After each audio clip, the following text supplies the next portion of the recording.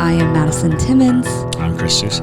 And we're paranormal specialists who live in the most haunted city on earth, Savannah, Georgia. Every day is Halloween in our line of work, so join us as we spin true tales of haunts, murders, and disturbing Savannah history.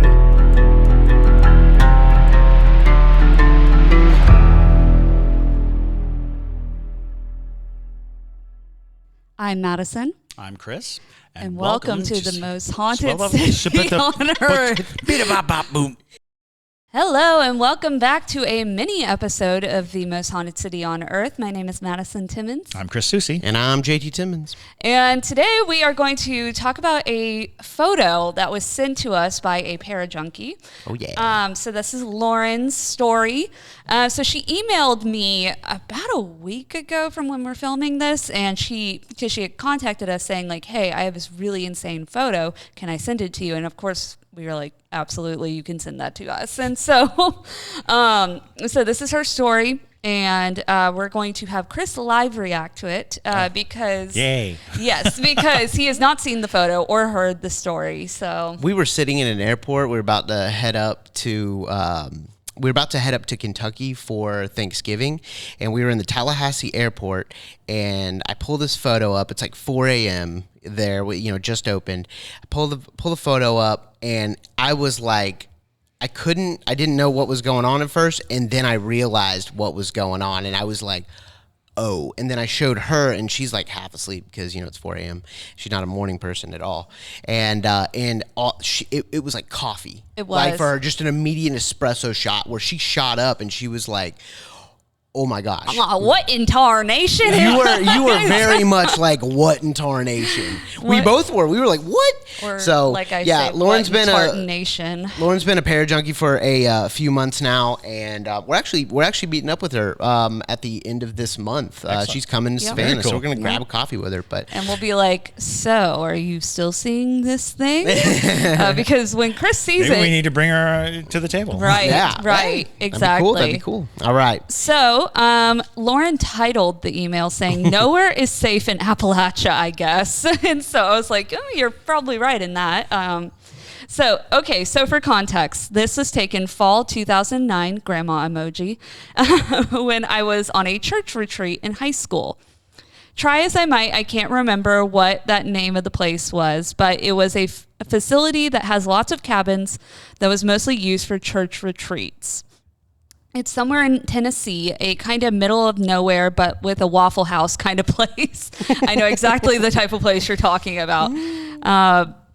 But I was just taking various pictures of the scenery. This place basically just had cabins, picnic tables, and a swing set or two. No decorative things like statues or totem poles or anything anywhere. This was taken by a Sony digital camera of some kind that I got in approximately 07 or 08. So it's definitely not my finger on the lens or anything. I've included another picture taken moments later that includes the right side of the swing, so you can reference that. There should be nothing there. Also, I saw something that looked exactly like this walking into my kitchen about a year and a half ago. So that's fun. Nope. Melting emoji. Let me know what y'all think. That was a lot. Thanks again. Y'all are the best. Thank you, Lauren. So I'm gonna give my phone because it's a little bit bigger. Yeah. And the top one is the ghosty photo, and the bottom one is the photo for comparison. Here you go, Chris. And it was taken on a digital camera. Nope. I saw it immediately. Nope. No, you gotta look at it. You gotta see it. You gotta look at it. There. You gotta see it. I see it. You know. Hold on, let's zoom Okay. in. Oh God. So, yeah, no. So I like that. And we talk about this all the time. Is the look behind when people describe it? That's absolutely because And that's the like comparison photo. if you ask me to come up with it, it's like, well, that's a man standing there with a black thing on his head.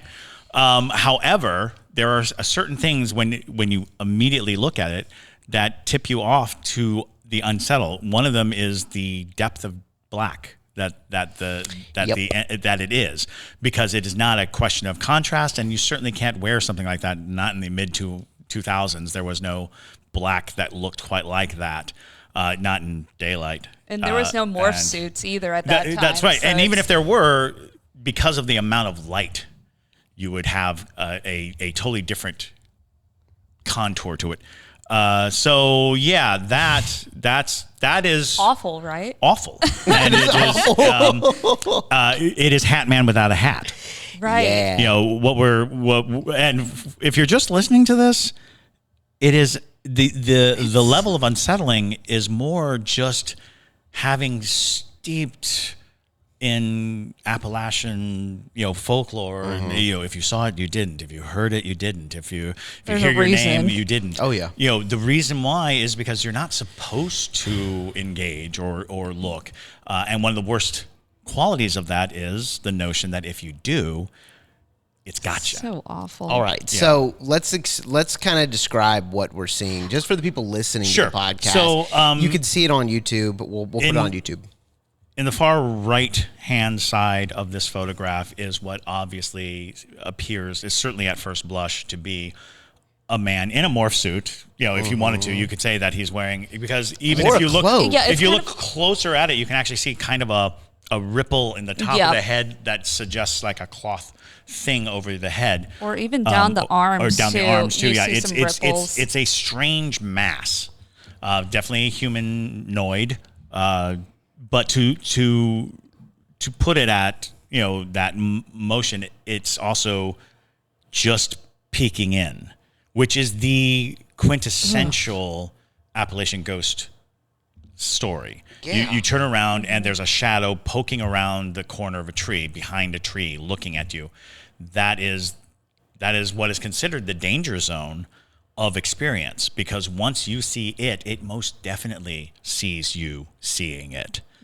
It's an engagement, which is why they tell you not to look, why you shouldn't, because it, in a lot of ways, the act of looking at an entity like this is an invitation. It is I seek you as you seek me, and then, many people allude to the idea that you're just going to die. Like the monster's going to get you, because that's how they tell it. Like when you hear about don't go into the woods at night, don't find yourself in the woods. If you find yourself in the woods, always look forward, always walk straight. Never leave the path. Things like that. And the warnings kind of trail off at don't. Sure.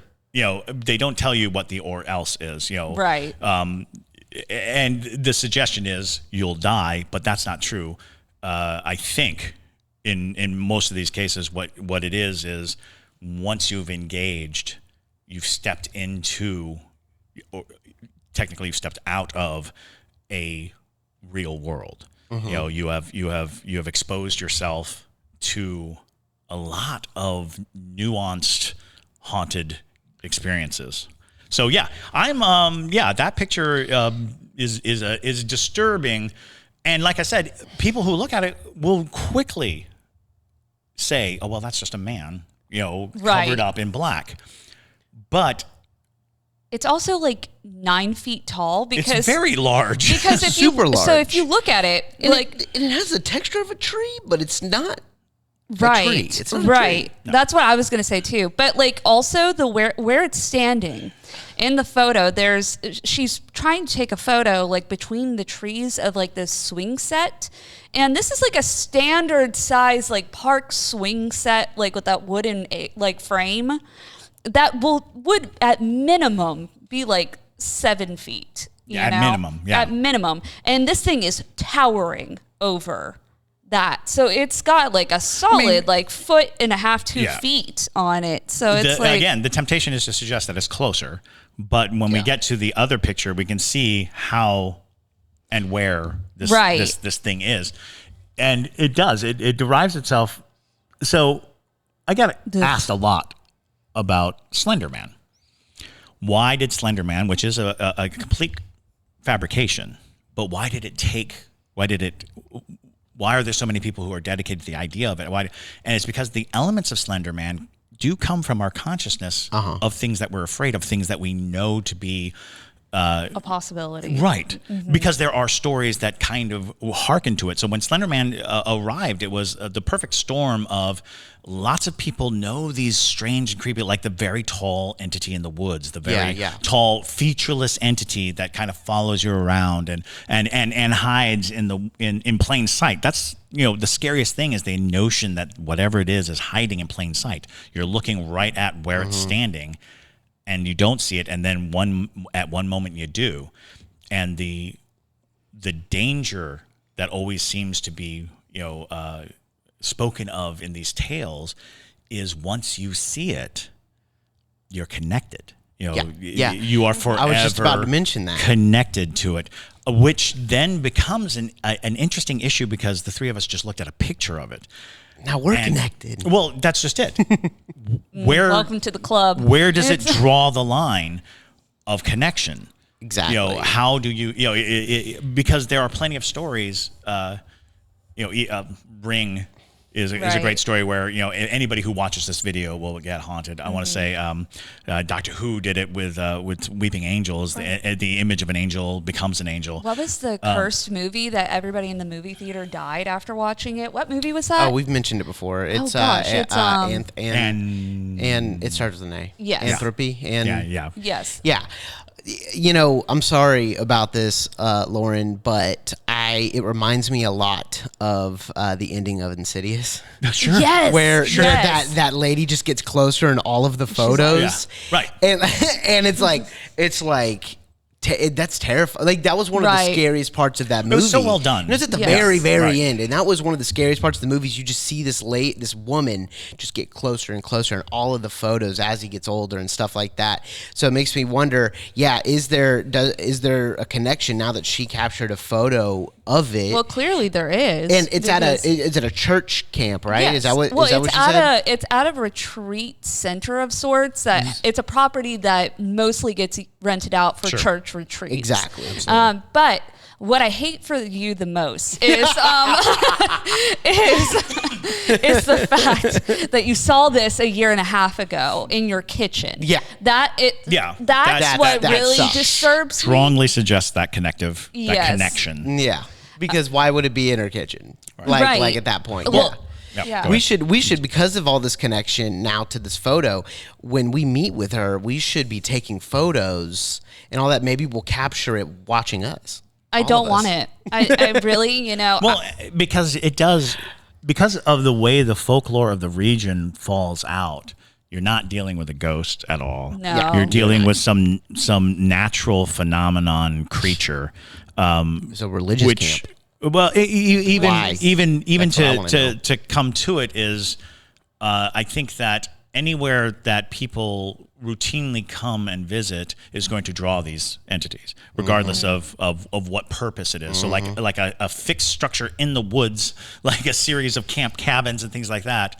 That's why so many horror movies are cabin in the woods. That's why, because we understand that the isolation of being out in the middle of the woods puts you in danger of experiencing these things that are centuries old understandings. There is an understanding all throughout Appalachia that you do not mess with it. You just don't do it. Yeah.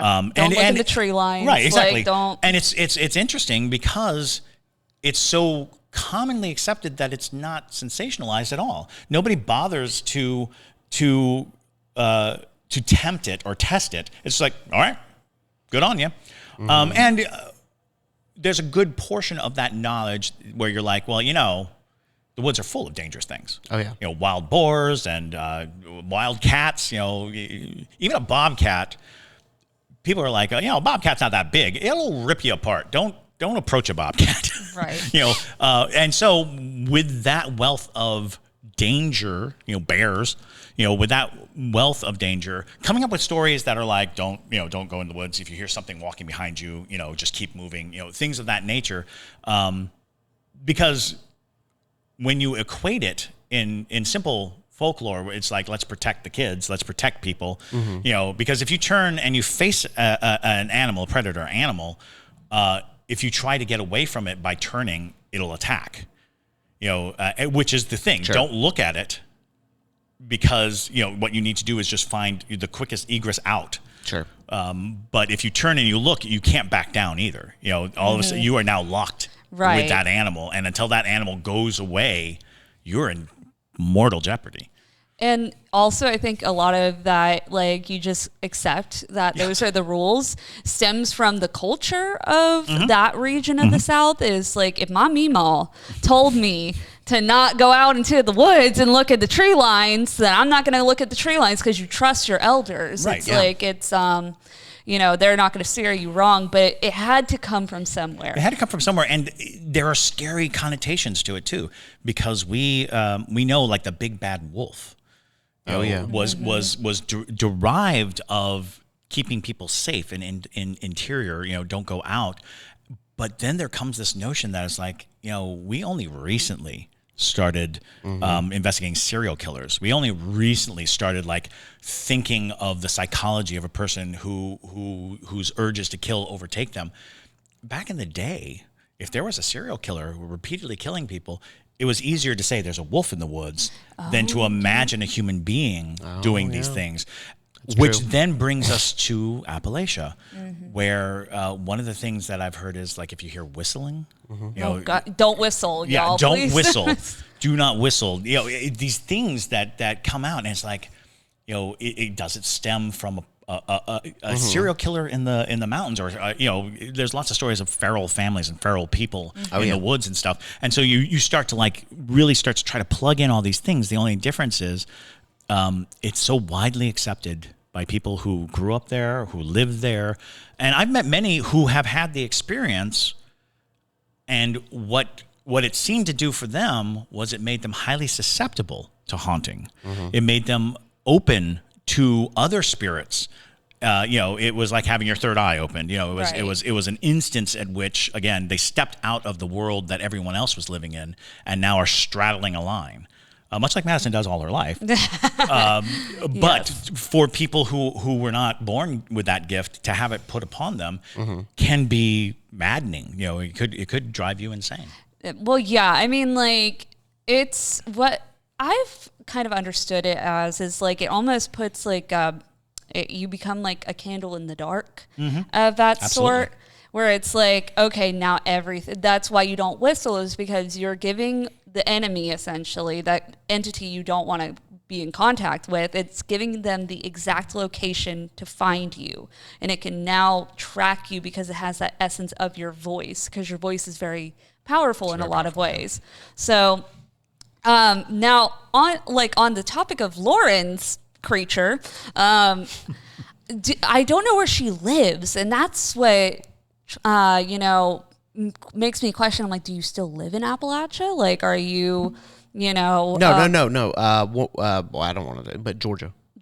Okay. Well, we're at the cusp. We're at the so it's like, it's, but still, even in the most positive lights, right? You are dealing with an attachment. You're dealing with something that you encountered, and it followed you a good ways. Oh yeah.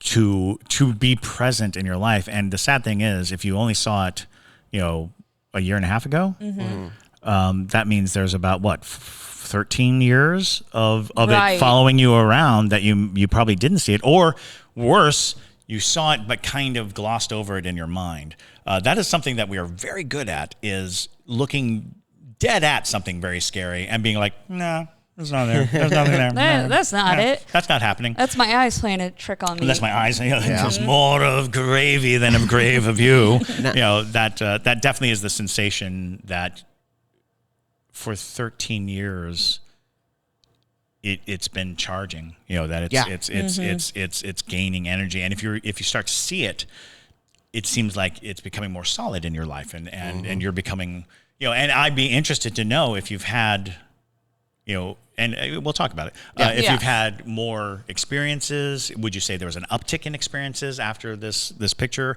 What kinds of things can you remember? Because sometimes people don't attribute. They don't think, oh, you know what? Right after that, I started seeing more ghosts, or right after that, I started seeing these things. Sure. Because a lot of times it happens naturally. It feels natural. It just feels like, oh, I was in the wrong place at the wrong time. Oh, I was. It's like that's not true, because There are plenty of people who you can drop in the most haunted place in the world, and they're not going to see anything. They're not going to sense anything. They're not going to feel anything. And it's not for lack of belief.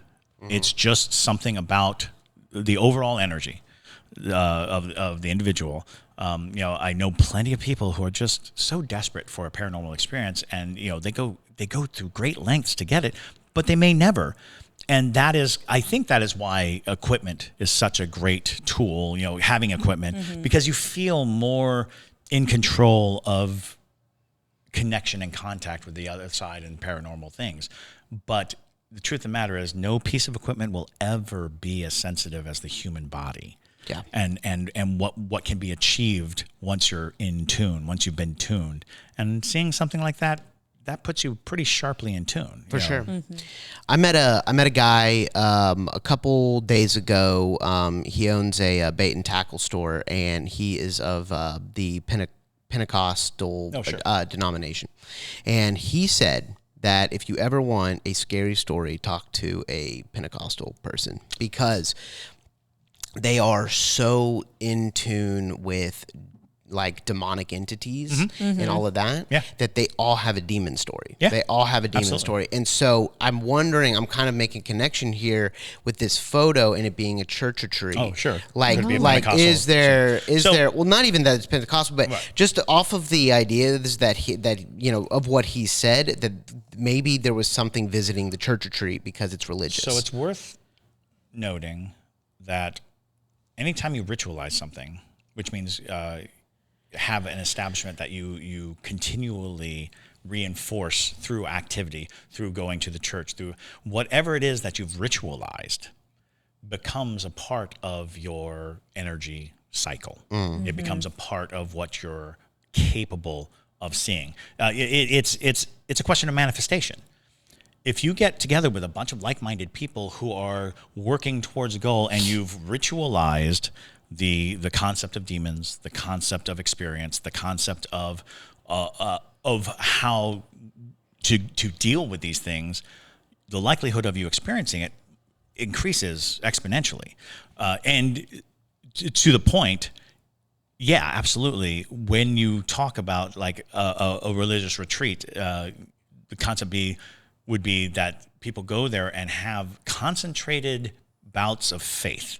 They come and they express their faith, they practice their faith, and in doing so, they manifest a place for spiritual entities. For instance, a lot of religious orders use their religion as a shunning of other things. You'll hear it a lot of times when someone's like, well, my faith doesn't allow for that. I don't believe in that because in my faith, there is no demon. In my faith, ghosts don't exist, which is a ritualized manifestation of a reality around them. And because they go and they ritualize it and they come together in groups and they practice it, they are oftentimes protected by their faith. Their faith shields them from these things. But every now and then, no matter how faithful you are, you'll go to a place that has a little more faith than you, that has a little more energy than the energy you're putting out. And one of them is the thing that shakes your faith. A lot of people will get into like a terrible wreck or have some life-threatening occurrence, and all of a sudden they have more perception. They have a wider perception, and it was because their faith was shaken. Their faith said that God was protecting them, and then they got very badly hurt. And now they had a moment, a lapse of, that faith is gone. And then it's a chink in the armor and everything floods in, all the possibilities and all those things. And all of a sudden they have this thing. I used to call it the radio dial. You get clonked hard enough and the radio dial goes over and gets off the reality channel. It's that same notion that a faith congregation is tuning in to a very specific radio channel. And they all live on that radio channel. I always use 105.3, which is the local station, but the 105.3 reality station. But any number of events can make you kind of slip over to 105.1. And now you have 105.3. You can hear it coming through, but now you've got like extra static. And if you get too far away, and this is the big one, if you get too far away from the same station as everyone else, if everybody else says 105.3 and you get all the way down to 95.5, you're going to seem absolutely insane. Yeah. Nobody's going to relate to you. They're not going to understand you. You are literally on a different bandwidth, and you are experiencing, seeing, and trying to cope with things that those people can't even conceive of as reality.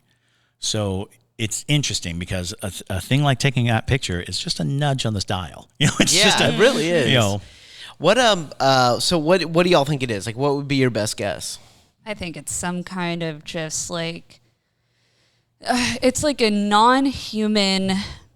It's just like I don't even know if it's like a malevolent entity because I don't know what the experience has been after taking the photo. But it's just like a non-human entity, because that is not to say that there aren't, just entities that are entrenched into the land, that are, entrenched into that region of the world. So that's what I perceive it as, because something that people tend to forget with entities that aren't necessarily human, good or bad, they don't look appealing.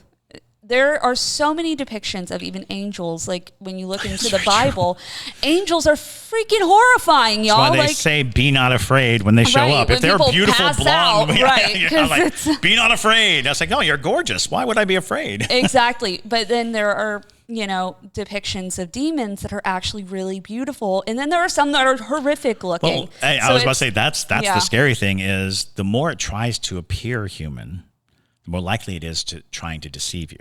Right. It's trying to hide its malice by appearing. And so it forms itself in, because you think of like protectors of the woods. Mm-hmm. You think of energy forces in the woods that are trying to keep the woods from intrusion.